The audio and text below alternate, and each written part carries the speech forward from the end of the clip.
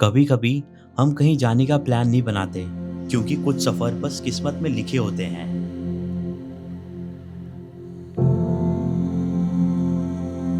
बिना ज्यादा सोचे हम आ गए महाकाल की नगरी उज्जैन। कहते हैं उज्जैन वही पहुंचता है जिसे महाकाल का बुलावा होता है, और शायद इस बार वो बुलावा हमारे लिए था। जय महाकाल। मैं बोल रहा हूँ उज्जैन वही लोग आते हैं जिसे बाबा बुलाते हैं। तो अभी हमारा बुलावा आ गया है और हम आ गए उज्जैन में। तो और मैं एक ऐड करना चाहूँगा कि अभी हम लोग जा रहे हैं काल भैरव मंदिर। तो काल भैरव मंदिर कैसा होता है कि बाबा जो है हमारे लिए आगे की जर्नी प्लान करते हैं। तो हम लोग ने डिसाइड किया कि अभी पहले हम लोग काल भैरव का दर्शन लेंगे, उसके बाद जो भी मंदिर के अंदर का परिसर का जो भी है उसके बाद हम लोग एक्सप्लोर करने वाले हैं। भाई ट्रैफिक बहुत है। उज्जैन की गलियों से होते हुए हम जा रहे थे काल भैरव के दर्शन के लिए, और फिर हम पहुंच गए काल भैरव मंदिर। और भाई बाहर से ही देख के समझ आ गया भीड़ काफ़ी ज़्यादा है। 5 घंटे के बाद फाइनली वो मोमेंट आया और काल भैरव बाबा के दर्शन हो गए।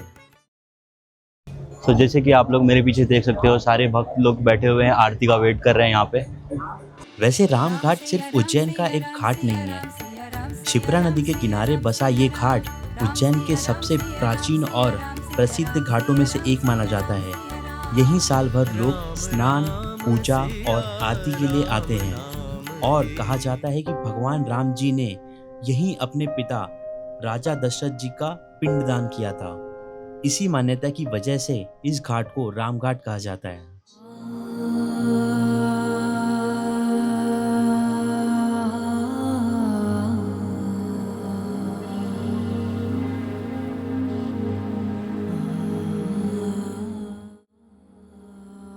महाकालेश्वर ज्योतिर्लिंग के दर्शन के लिए आगे बढ़े। महाकाल लोक में थोड़ा सा वक्त बिताया और फिर महाकाल के दर्शन करके मन को एक अलग ही सुकून मिला। वैसे प्लान में कुछ और भी था, लेकिन टाइम के चलते हम सीधा पहुंच गए मां हरसिद्धि माता मंदिर।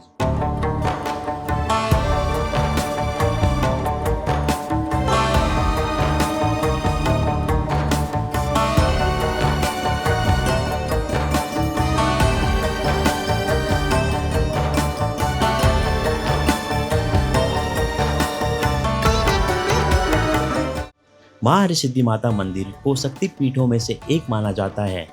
कहा जाता है कि यहाँ माता सती की कोहनी गिरी थी।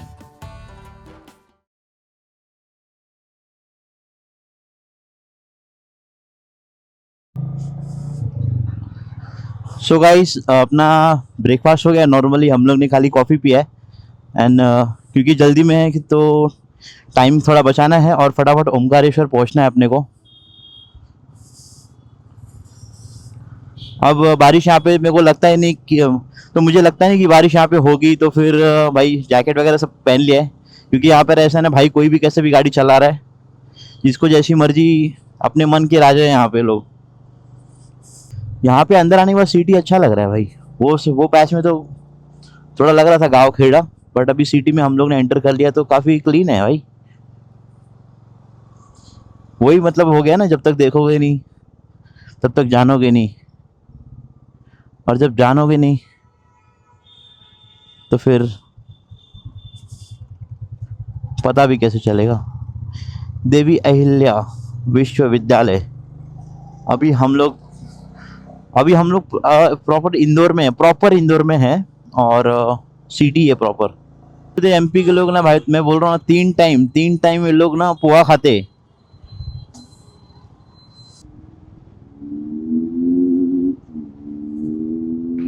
छपरी छपरी छपरी।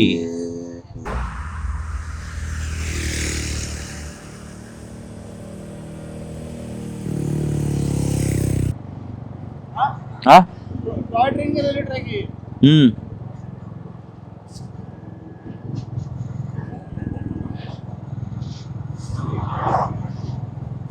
ऐसे रोड भाई सीनिक्स है। हाँ, ये व्यू कितना इंसेन है भाई,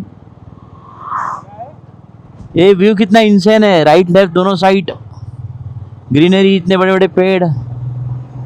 अच्छा, स्कॉर्पियो, बैंग। ले पैड़ की पूछ।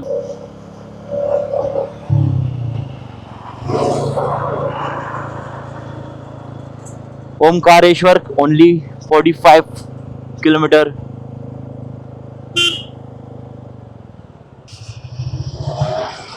चौरल आ गया है, चौरल।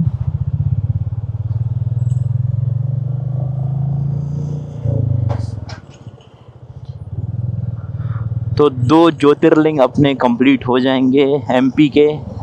फिर एमपी के बाद अभी फिर महाराष्ट्र के करूँगा मैं, त्र्यंबकेश्वर और फिर भीमाशंकर और एक औरंगाबाद वाला, तीनों भी। अब महाराष्ट्र के मैं करूँगा, उसके बाद गुजरात जाऊँगा,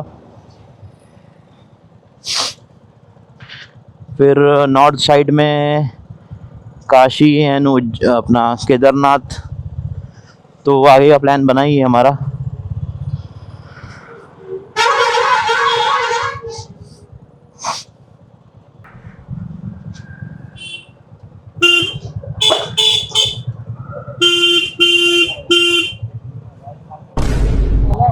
मालिक को थोड़ा सा गलती हो गई।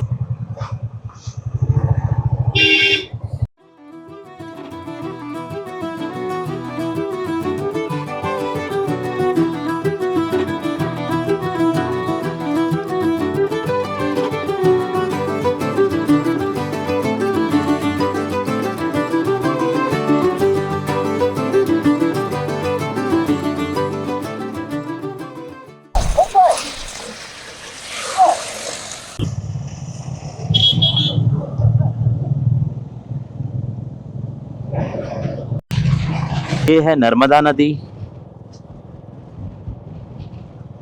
देख सकते हो। अभी पानी थोड़ा कम है। ये देखिए भाई ने तो रुका दिया।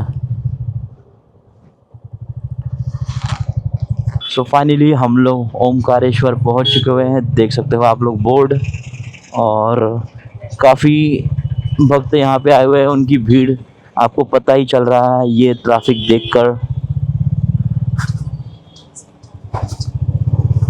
स्लीप ना मारो मेरे दोस्त। ओमकारेश्वर की इन छोटी छोटी गलियों से गुजरते हुए आखिरकार हम पहुंच ही गए ओमकारेश्वर ज्योतिर्लिंग के दर्शन करने।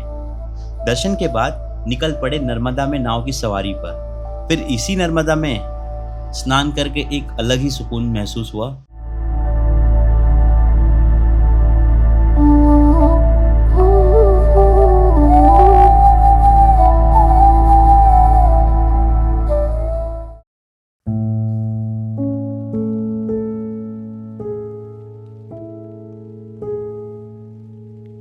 घर के लिए निकल तो गए थे, लेकिन मन बार बार कह रहा था काश थोड़ा और वक्त यहाँ रुक पाते।